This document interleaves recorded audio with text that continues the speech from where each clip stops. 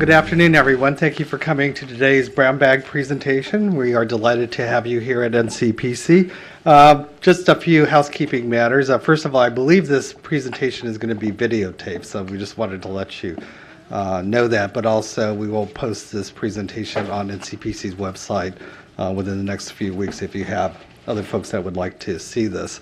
I know that many of you are planners who deal with the public realm, with the city's open spaces, parks, streets, and I think we all have a tremendous job ahead of us in terms of how to design or maintain these public open spaces, which are very important to the residents of this city, to our nation as a whole, because they are, in fact, a lot of them are ceremonial spaces.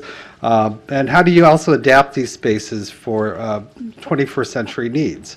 And I think those are all important questions that many of us deal with on our day-to-day lives through our work and through our interest in cities, and in this case, the city of Washington, D.C. So today we have an incredible guest who's going to present to us today on what his work has been in terms of public open space and the analysis of that space and how we put these tools to use in terms of planning public spaces and our public streets. We have with us Tim Stonor, who is the managing director of the London-based company called Synatx Limited. It's a strategic consulting company specializing in evidence-based planning and design. So it's kind of like CSI, the TV show for planning.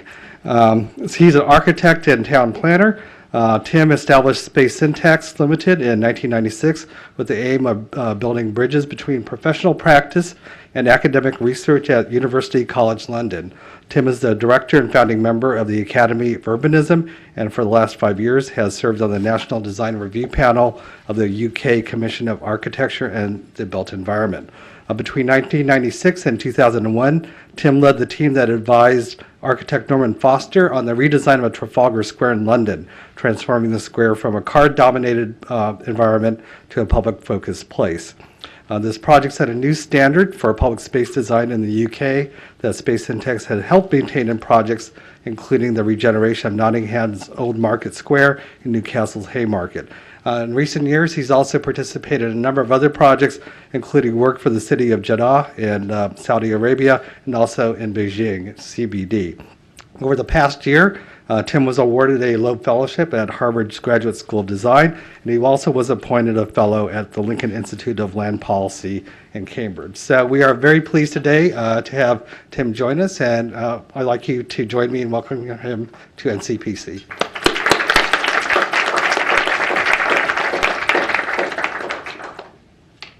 Well, thank you, Marcel, and good afternoon, everyone. It's a pleasure to be here and an honour. This is only my second visit to the capital.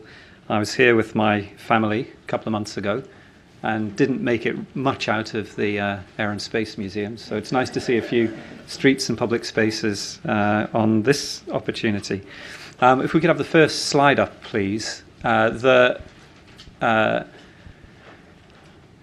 aim of my talk today is to share with you some experience that Marcel described in his introduction, which comes from its origins in London, but is increasingly a worldwide application. And this is an approach to the planning and design of places known as space syntax. And space syntax measures the efficiency of spatial layouts, which gives me the title for my talk today.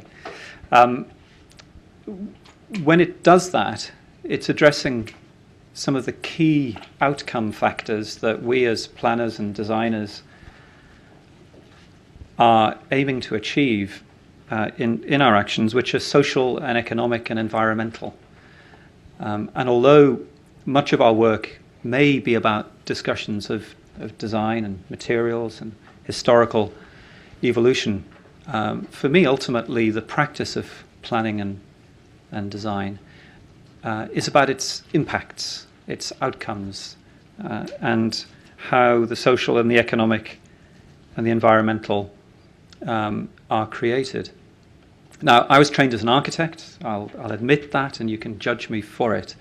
But I have also qualified as a town planner. And do we have any architects here today? Okay, I will be appropriately respectful, because I'm sure you're not like the rest of them. When I did my training, I'm joking, of course. When I did my training, very little of it was about people. Very little of it was about the outcome. It was mostly architecture to get things built and then look lovingly at them. And ideally, take photographs and have them published so that others can look lovingly at them. And that's something which disappointed me and led me in the direction of space syntax, because when I came across Bill Hillier, the professor at University College London, who had created this new approach, this scientific approach to architecture, he was speaking about its social and economic impacts, and more recently its environmental impacts. And that really excited me. So let's see if I can excite you this lunchtime. And there we go. So what I want to do is take you through a discussion of space and address this question, urban space, so what? And from there, argue that urban space is more than just invisible, fluffy stuff that urban designers like to colour in black by way of highlighting it and saying it's more important than the buildings. I want to talk about urban space as being a hard-nosed currency, something which is an asset to the city that deserves to be invested in and managed because it is a generator of wealth. And to do that, I will show you a little bit of science, a few case studies, and I want to end with some speculations which I've not made either in public or private before, but they were just something that came to me as I was putting this talk together yesterday. Space syntax is all about modeling cities and showing how the spatial layout exerts powerful influences on human behavior, how the connectivity of places in itself influences human behavior. And that means behavior in terms of movement, how we flow through the city. But it's more than movement, it's how we come across other people and interact with them, how we're aware of them in space, and ultimately how we transact. How we transact and do the essential thing that cities are here to do, which is to create social and economic relations. That's why we are in cities, I would argue. It's to transact. And cities are transaction engines. Some do it better than others. And if they don't do it well, then they're missing out on a huge amount of value. If the connection is poor, the value is being lost. So what can space do? Well as organising movement, I want to show you how space distributes land use naturally. And I know planners distribute land use, but space is our guide to doing so. Space influences crime and safety. Some of the people who understand space best are the criminals. They make it their business to exploit the mistakes that are made when we design space and leave it available to crime. Space affects the urban carbon footprint, and ultimately space determines land value. And land value is what property developers and home buyers are concerned about when they make their decisions. It's the bottom line. But it's not just me standing at a podium saying this. The reason that I can say this so strongly is as a result of a program of research which, as I said earlier, began at University College London about 40 years ago, and has investigated methodically, scientifically, the sorts of relationships I've just described. And the way we organise ourselves is between the Space Syntax Laboratory at University College London at the top there, and a company called Space Syntax Limited, which is at the bottom there. And Space Syntax Limited provides consultancy using the technology that comes out of the research team. In return, Space Syntax Limited identifies problems, questions, that are then taken back to the researchers for investigation. And the company and the laboratory exist about 4 blocks apart in London. And there's a continuous flow of people and technology that creates innovation between the two.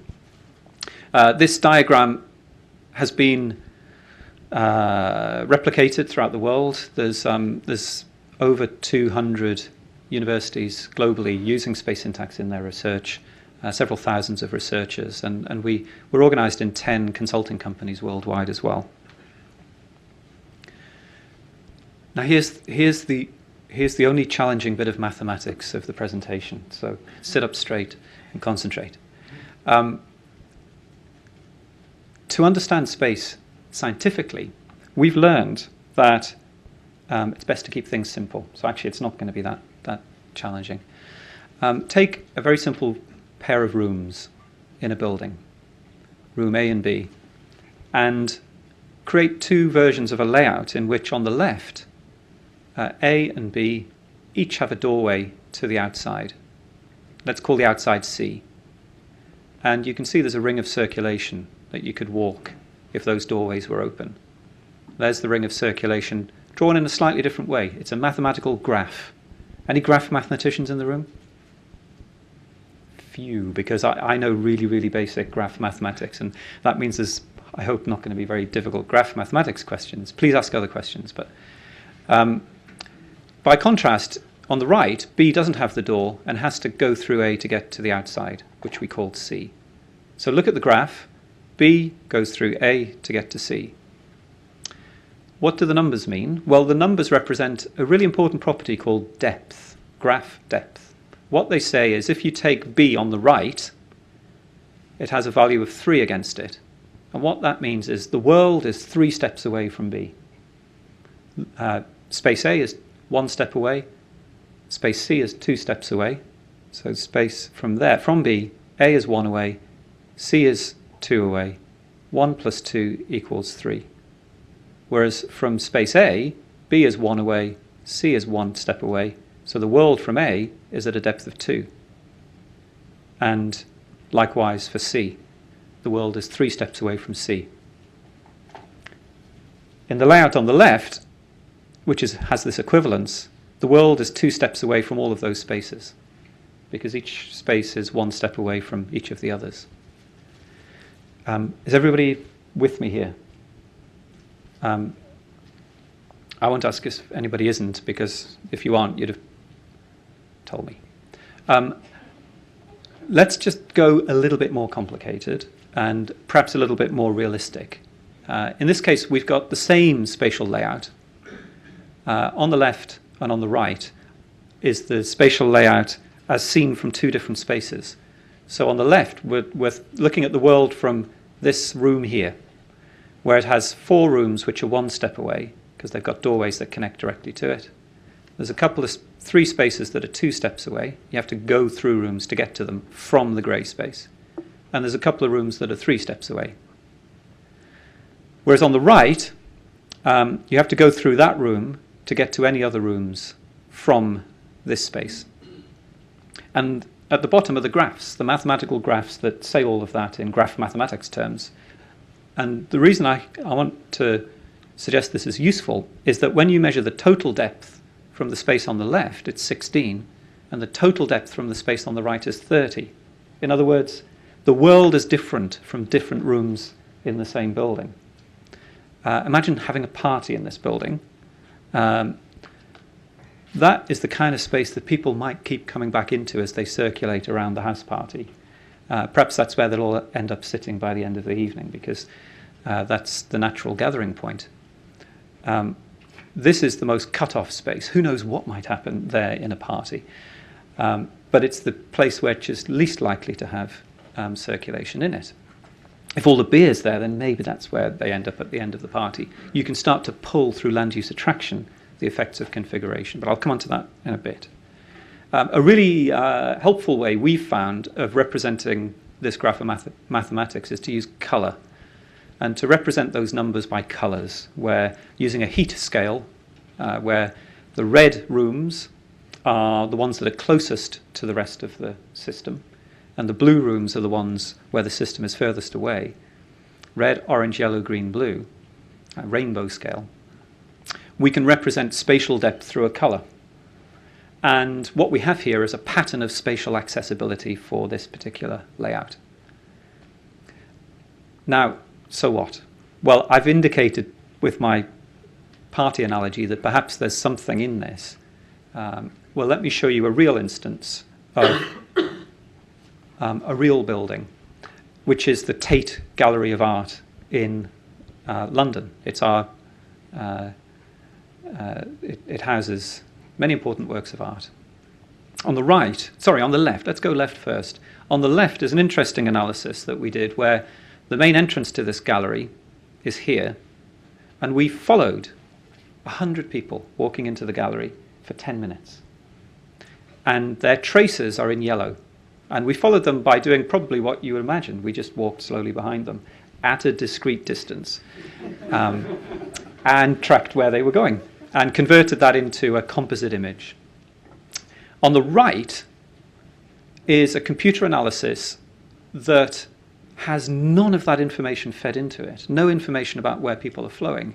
Instead, it's doing graph mathematics on the layout. It's taking each room, breaking it into little tiles of space. If you can see, it's pixelated. Each of those bits of space is about 2 or 3 feet by 2 or 3 feet.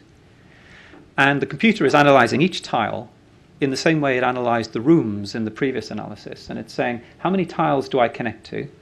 How many can I see at step 1? And then how many do they connect to? And how many do they connect to? And measuring the graph depth and representing it as a color. And what's remarkable, I hope you can now see by comparing one with the other, is that the computer analysis on the right almost exactly predicts the passage of people on the left. Now, we have found this to be an absolutely consistent result in buildings and cities worldwide, that when people are flowing freely, it's different. It's not the same as going down to a train through a railway station where your movement is directed by signage. But where you're freely flowing, as you are generally in a city, or in a building like a gallery or a shopping centre, then space will guide, govern, influence about 70 to 80% of the movement that occurs in there. It's not the paintings, it's the space. In fact, some of the most famous paintings in this building are not being seen because they're spatially relatively segregated over in this wing. Architectural mistake to have put them there because people simply aren't seeing the nation's treasures. So, okay, let's get outside and do the same thing to that nice figure ground image that we had of, it's Munich actually, Munich in Germany, in case you wondered. Let's break the pattern of Munich into a set of spaces, long linear spaces. In fact, these are the lines of sight that pass through all the public space of central Munich. So we've done this by putting a ruler on a map or a computer screen and drawing the longest and fewest spaces that pass through all the public space of the city. And some of them are more connected, some are less connected. When you analyze their graph, some are more accessible and some are less accessible. So this is, again, the same analysis, graph mathematics, measuring the depth of each space relative to all the others. And what we can pick out is the natural spatial hierarchy of the city. So what? Well, when you observe pedestrian movement and when you observe vehicle movement, and then when you correlate pedestrian and vehicle movement, pedestrian at the top, vehicle at the bottom, with the spatial accessibility pattern, there's a remarkable correlation. It's not perfect. If it were perfect, all those red dots, which are streets where we've been able to observe flow and measure spatial accessibility, they would all line up in a straight line. But there's a general trend And this magic number here says 60% of the pedestrian movement pattern is explained by differences in the spatial accessibility pattern for pedestrians. For vehicles, 70% of the vehicle flow in this city is explained by spatial accessibility. This city here is London. Despite all of London's traffic engineering, people are reading the grid spatially. This is a very simple, very quick traffic model with one variable. And if there are any traffic modelers in here that can get a 70% correlation with a one variable traffic model, you'll know just how valuable that is. So movement is the lifeblood of the city, and if you can explain it, you can start to plan and design it. Because all of the value that's being generated in cities, much of it is coming from the passage of people, past shops, into shops, doing deals. I mean, I love this photograph because there's so much going on there that's about trade. And, second key discovery, land use. That pattern of spatial accessibility, if I flick London's land use pattern, retail in red, against spatial accessibility in red, then what this slide is saying is 80% of London's retail is located on the 20% most accessible streets. How has that happened? Well, the retailers haven't done a space syntax analysis. I wish they all would, but they haven't. Historically, the grid of the city has organized the flow of people. The retailers have identified the hotspots and gone to them. Some of them have speculated, like Selfridge on Oxford Street, who was the first major developer of Selfridge's department store on Oxford Street. But he was picking up on the fact that Oxford Street was becoming, as London evolved, the single most important spatial connection in the city. It didn't used to be, but the space of the city was being transformed historically, and the retail went with it. We find exactly the same relationship between land use and space in recent cities that have grown up without the intervention of planners. I realise I'm sort of in the lion's den here. We find it much less in planned cities that haven't had time to historically evolve. Now, I'm not thinking of this one, by the way, before anybody goes there. This is a slum. This is a slum in Jeddah, Saudi Arabia. There's a almost direct correspondence between the retail in red on the left and the spatial access pattern on the right. The traders know how to read space to locate their shops. And in cities that have been planned but had time to evolve historically, like Brasilia is a great example. Shopkeepers in Brasilia knocked out the back of their shops to trade from when they realized that's where the pedestrians were. They weren't on the streets in front of the shops where the plan had put them, had put the shop fronts, because the planning had got the pedestrian movement pattern wrong. People speak with their feet, and the shopkeepers knocked out.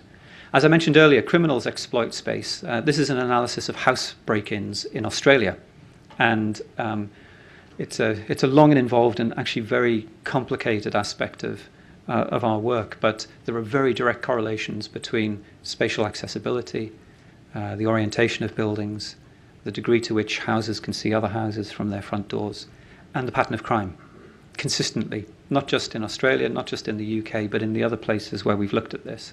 And so we work with authorities to try and prevent that. And my penultimate key discovery, space organises the carbon footprint of the city. I mean, take this kind of very typical suburban layout. It's not just American, it's all over the world. It makes it incredibly inefficient in terms of movement. You have to drive everywhere, or you have to walk very long distances. Chances are you drive. So we're trying to prevent this in our work and retrofit it where it happens. But finally, the really, really important one is to connect all of this to money, which is what this slide's saying. And again, time's against us, but over the last few years in London, we've been participating in a study working with property consultants, local authorities, to look at house value, the quality of street, the total income of town centres in London, total retail income, and crime patterns, and finding consistent correlations between where people are spending their money, how much they're spending, how much houses are being bought and sold for, where the crime's occurring, and this layout of space. Space is this fundamental piece of infrastructure in the city. It costs a lot of money to provide a new spatial connection, and it will have a functional impact. The key thing for planners is to make sure that when we provide this new infrastructure, we get the right impact. Unfortunately, we've got too much of the wrong impact on the right. This form of highway, fast street on the right, this is again Jeddah, Saudi Arabia, pervades the urban record globally. It's one of the most unfortunate exports of the UK and US transport planning professions. It's divided our cities, it's severed communities, and it's diminished real estate value. So however you want to look at it, it's bad news for cities. I've been pretty shocked in my time here in the States, seeing the degree to which cities have been severed by highways. I hadn't quite realized that. It's been very sobering. But I've seen it in other places, and it's still happening. It's still the default of the professional global consulting companies. It's a world away from the Champs-Élysées on the left, where you have high traffic flow, high pedestrian flow, pretty decent landscape value, great real estate value, and great cultural value. And those are the sorts of streets that I think are more in the future of cities than the ones on the right, which are really about the death of the city. Let me turn to some projects and show you how we take these principles, this learning, this research, this science, and act in practice at a whole series of different scales to intervene with the city. Because about the only thing I think that you can guarantee in cities is that they change. Cities are continuously changing. They're never sealed, however historic, however... and I'll show you Trafalgar Square first off, the most significant historic space in the United Kingdom. And I want to go through the scale from public spaces, through bridges, to look at urban grid blocks and areas, up to the scale of the entire city, and treat each one as a scale of spatial intervention. Before you do that, it's worth recognizing that every city has its own unique spatial signature. Its own unique spatial DNA. This is the look before you leap moment, that all of those principles I've laid out have to be taken according to the flavor of each city. You've got to take the pulse of each city analytically before you act. Right at the end, I'm going to show an image of Washington, D.C. Highly speculative, but just so you know it's coming, I'll just mention that now. Here's London. Quick definition of London, great radials. I'll say no more, but London, you've got great radials. Legacy of the Roman engineering program, connecting the capital to the empire in each direction, Roman Empire. And pervading, becoming London's high streets today. Beijing, you've got great orbitals, great ring circulation. Weak radials, strong orbitals. London, strong radials, weak orbitals. Tokyo, strong radials, strong orbitals. So what? Well, London is really concentrated in its economic activity on the centre, the West End and the City of London. That's where all the principal productive economic energy of the city is. Tokyo, and those radials really make it hard for anywhere but the centre to be important, relatively. Tokyo has strong radials, but it keeps looping the radials together with orbitals, and that distributes the heat of the city in a completely different way. And if anybody here knows Tokyo, Tokyo is a polyfocal city. It has many important centres, not just one, and a different sort of social economic profile as a result. And somewhere like Sao Paulo, well, I don't have a glib definition for it in terms of radials and orbitals, not least because it's growing so quickly. And what the centre one decade may not be the big centre the next decade because the city has moved. And this is a real challenge in developing cities worldwide for the real estate community to anticipate where's going to be the next hotspot. And these sorts of models are being used, as I'll show you in Jeddah in a moment, to do exactly that. We can have fun with space. We can speculate before we commit. We can sketch in space and say, well, let's just take this former railway yard site in central London, which is now mostly redundant and leaving a big empty hole in the fabric of the city, and say, well, what if we added a grid in? Where's the heat of the city going to be? Or where's the heat of that development going to be? Where should we put the shops? Are there going to be some quiet streets because we want somewhere the kids can play? Is there going to be enough heat that we can put all the land use in that's going to create the development value that we need to get the return on our investment? Well, let's test it. No. Actually, this development has no heat. Why? Because although it's an efficient grid locally, it's not creating connectivity globally. It doesn't have edge-to-center connections that will bring people to and through it. It won't bring the essential passing trade that makes centres work in cities. So let's go back to the drawing board before we build it and try another one and grow a design by teasing together the lines of movement that go towards the site. And I'm thinking pedestrian, cycling, vehicle movement. I'm thinking all modes when I say this. Let's try it. Wow, that's different. That's a lot of heat. That's maybe too much heat. That's competing with other established centres. Do we want that? Maybe we do, maybe we don't. But let's have a planning discussion according to the nature of the brief that we've set for ourselves. And if this is too much, let's go back a little bit. Let's break up those connections. Let's dislocate the grid a little bit, lose one or two of them or move them around. That's design. That's urban design. That's the point where you can have an intelligent conversation with the design team and say, we want you to move this a little bit because of X, Y, and Z functional outcomes. And this is what we did at Trafalgar Square in London. As Marcel mentioned, this was a competition that was won by Norman Foster, and we assisted. And Trafalgar Square is the principal public space in London and therefore in the United Kingdom, or let's leave it at England. And before it was redesigned, it looked like this. Although you and me originally as tourists may have wandered around Trafalgar Square, the reality was in 1996, most of that square was empty most of the time. The National Gallery of Art is in the background. The square is in the foreground. There's probably about a 12-foot grade separation between the upper and lower parts. That's really important because if you know Trafalgar Square now, there's a huge staircase here, which is the punchline of this presentation. I want to show you why that staircase was put there. At the competition stage, this was the really key trigger to the design. It was the main piece of our presentation.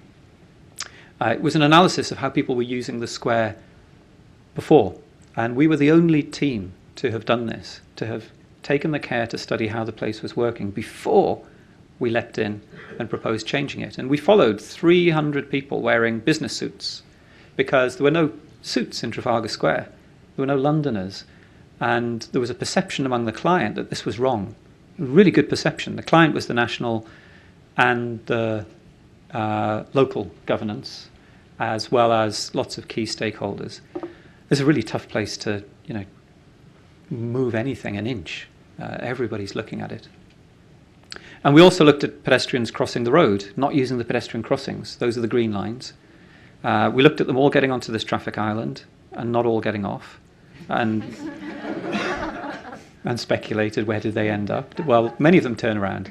And what we found was they were doing that as tourists to get their map books out and their cameras out and photograph down the radial connections that uniquely intersect at that part of the square. Wow, we hadn't noticed that. That was something new that the brief hadn't set out.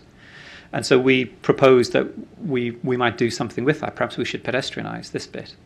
As well as the brief had set out, pedestrianise that part. Take the traffic out of the gyratory that was one way in the square at the time. We said, well, maybe, but we definitely think we should do something about that. And that was a provocation back to the client that I think got the client interested in us as a team. And we found 2 of those suits walked the square, and that really helped to define the problem. When we built a computer model of the square, spatial graph computer model, no input of the pedestrian movement, but a really close proxy to those observed patterns, we were able to diagnose that what the London suits are doing is finding the simplest, the path of least resistance around the edge of the square, the spatial track of least depth around the square. By contrast, the staircases that were there in the corner of the square were convoluted. You had to dogleg your way to go down them. And that gave us a design provocation. It said, well, let's change those staircases. And we proposed making diagonal staircases here. And the historic preservation people said, absolutely no way. We said, okay. Well, what about a new staircase? And that was then the proposal to say, well, let's go away from the situation on the left. Let's create the situation on the right, draw people down a new staircase through the middle of the square, and create this crisscross through the heart of the square that would bring people in. We modelled that and demonstrated all at the early design, pre-planning stage, the benefits of doing so. We worked with the computer graphics people to put the right number of kids with balloons into the image based on the pedestrian forecasts that we'd done. And the other thing that you could just maybe pick out there is we said, we think people are going to sit on these steps because they'll be a natural gathering place. And then planning took an awful long time. This is grade 1 listed, highest level of historic preservation of any site. So it should take a long time. Get it right. And then we opened on day 1, it looked like this, and thank goodness it was working. People were coming down the stairs, no kids with balloons, sorry. But people sitting, people flowing on day 1, week 1, month 1, and ever since. And this has been a great result in terms of making a very significant multi-million-pound change to public space and actually it working, which is not always what happens. And those spaces have become, those stairs have become a natural gathering point for people. And there are 13 times the number of Londoners using Trafalgar Square as there were before, because we did the metrics. We counted before and we counted after, and that was the authorities that commissioned this were then able to justify their investments and their investment planning decisions against that, which then gave them leverage for future decisions. So this process is one of observing, explaining, forecasting, and delivering. I'll make this presentation available. I'm conscious of time, so I'm going to keep cycling through, and you can go back to it at your leisure. That's the Mayor of London. This is a different project. He was smiling because the local community had voted 80% in favour of a fairly radical change to its local area. And that change had come about through the same sort of process of observing and explaining. I think I've got some slides of it in a moment, and building a design on the basis of science. This is the bridge that wobbled. If anybody knows the Millennium Bridge in London, famously wobbled. I'm very pleased to say we put the wobble in the bridge. This was only going to happen if it was used by pedestrians. It was the volume of use which created the oscillations. And we were able to identify this location as being optimal for a bridge before Norman Foster won the competition to build it. We were not working with Foster, we were working with the new Tate Gallery that was really concerned that this new bridge would not work. And they commissioned us, and we found, actually, yes, it's a superb location. It was glowing orange on the map. And we were able, by looking at other bridges in this process, to do observations at all of the London bridges in the central area, found this embarrassingly good correlation between their spatial accessibility and their levels of pedestrian use. And when the numbers are that high, it's a bit embarrassing because you want them to be slightly lower, otherwise it looks like a fix. It wasn't. People are reading space as they cross bridges in London. And then we said, well, let's measure the new location. Came out with a level of 5.5. Let's put it onto the regression line and project its pedestrian movement flow. And if you go from 1,400 people per hour at lunchtime up to annual, you get something like 4.4 million people. So we were able to say, we think this bridge is going to deliver at least 4.4 million people. That was surprising. People thought 1 million people would use the bridge a year. I don't know where they got that number from, but they said 1 million. In fact, between 7 and 8 million people a year are now using that bridge. At least 4.4 was our advice. Building a great art gallery at one end creates additional movement, but any development, 4.4 million would be the figure. And again, a great result.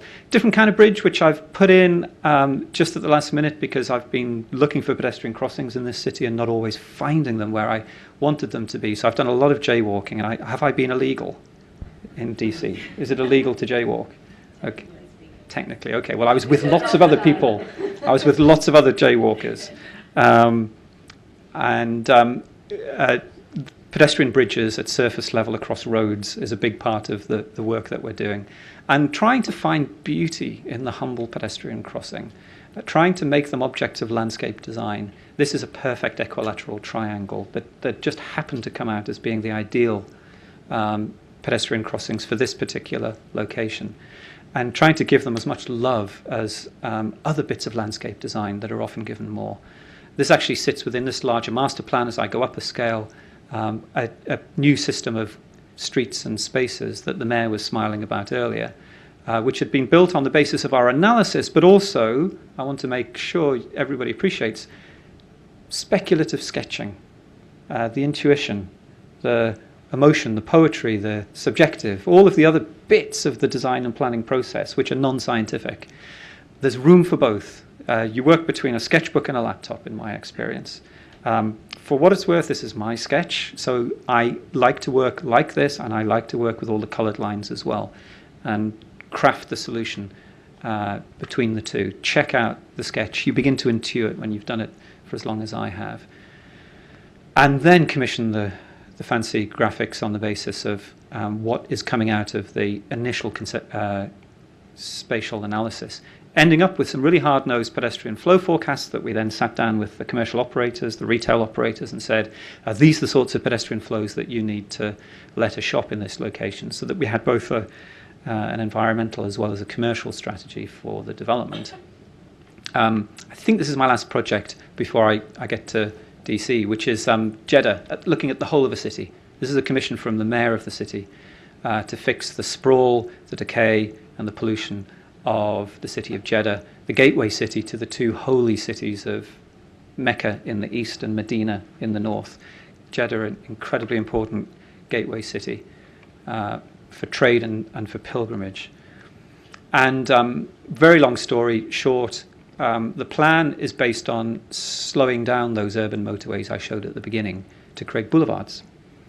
We were concerned about proposing a Western idiom, but it was welcomed as being in keeping with the historic character of the city.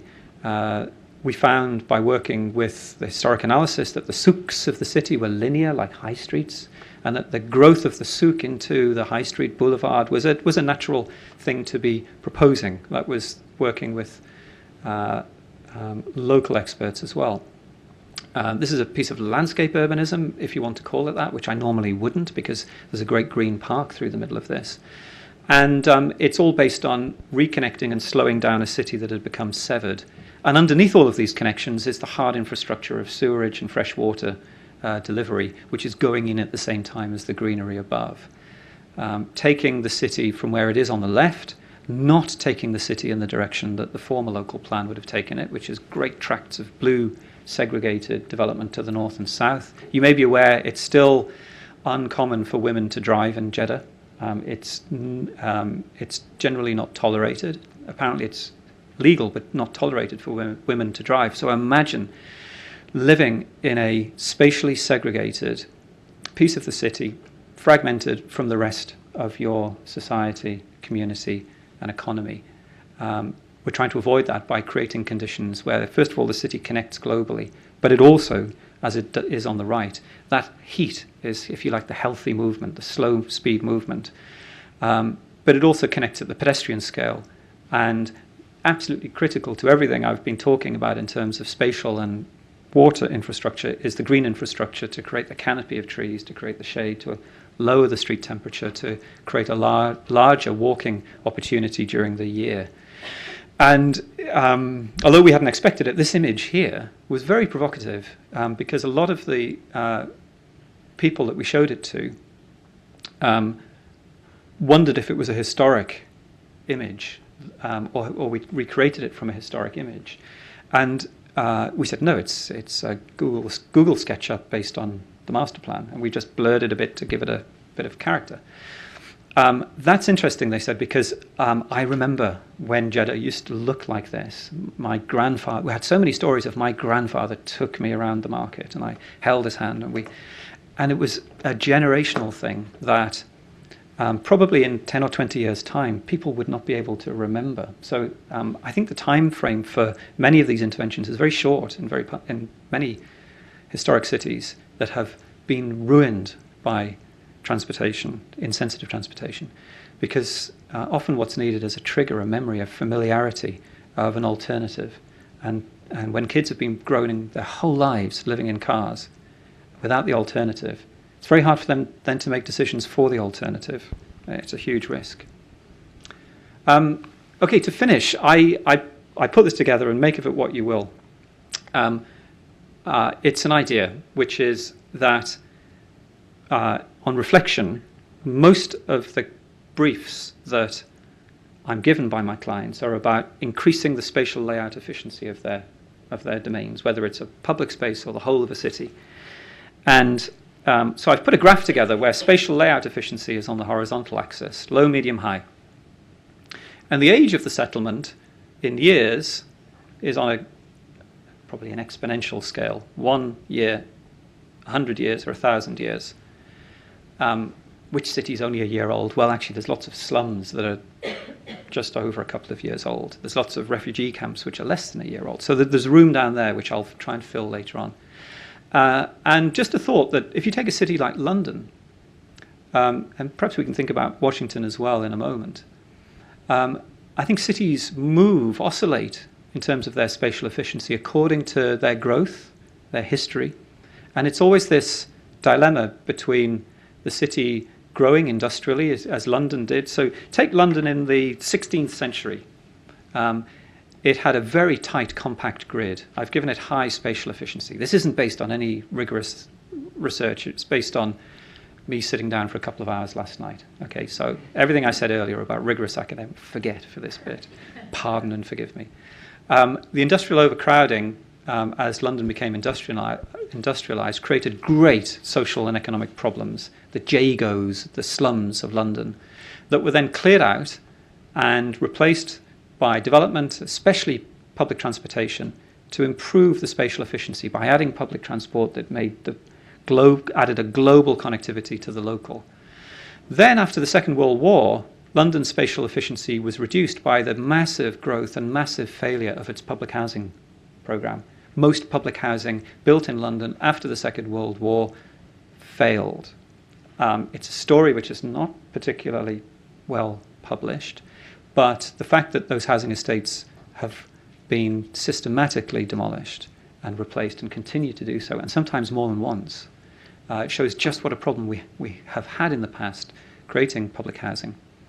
And in recent years, as London's got older, the growth of public space projects like Trafalgar Square and the cycling system, which I'm sure you're familiar with, London's cycle, Boris bikes, I think they're called. I've been away in the last year since it's really opened, but when I have gone back, it's phenomenal how many people are now cycling in London. That they already were in large numbers, but they're now in much larger numbers. So cities are always trying to get over to the right as they go up to the top as they get older. Where would we place the world cities right now?